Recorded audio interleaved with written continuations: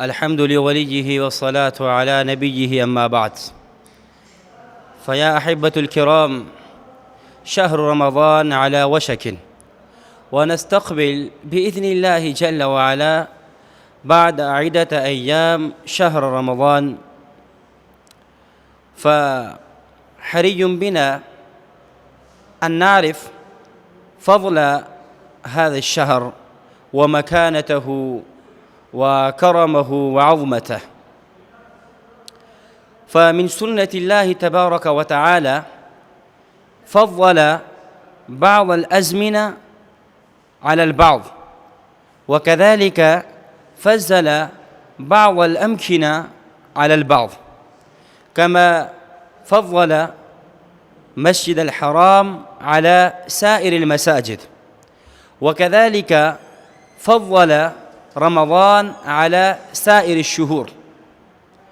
ورمضان شهر مبارك، شهر المغفرة، شهر تكفير السيئات، وشهر تكفير الذنوب.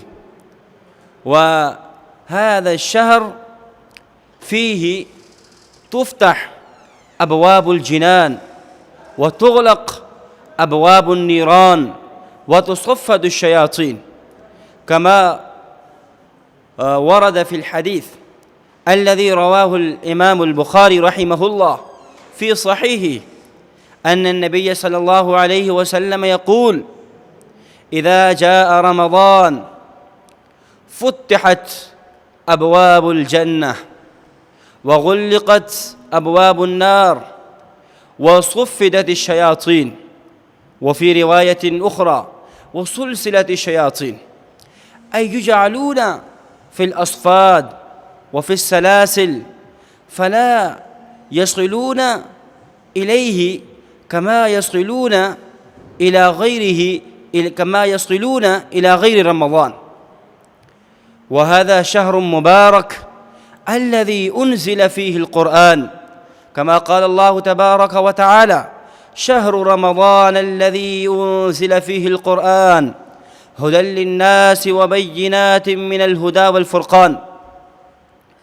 وهذا هو الشهر فيه ليلة القدر.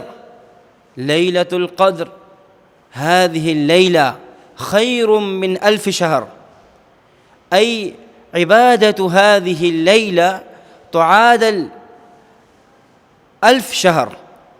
وهو الشهر الذي فرض الله جل وعلا صيامه، كما ورد في الحديث قال النبي صلى الله عليه وسلم: إن الله تعالى فرض لكم صيام رمضان وسننت لكم قيامه.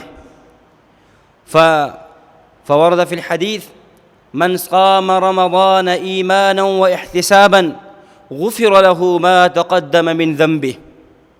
فيا أيها الأحبة الكرام، انتبهوا وركزوا الأنظار معي.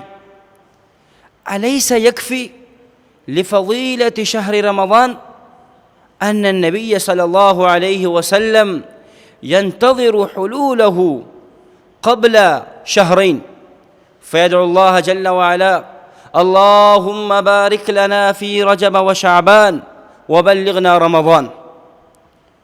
فهذا الدعاء يدل على أهمية هذا الشهر، لأن النبي صلى الله عليه وسلم لا ينتظر إلا لشهر مهم.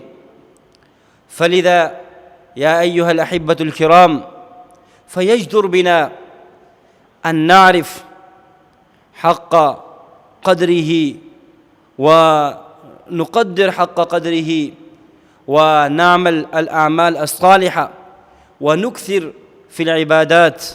فنسأل الله تعالى أن يبلغنا رمضان بخير وعافية، ونسأل الله تعالى أن يرزقنا بركات هذه الشهر.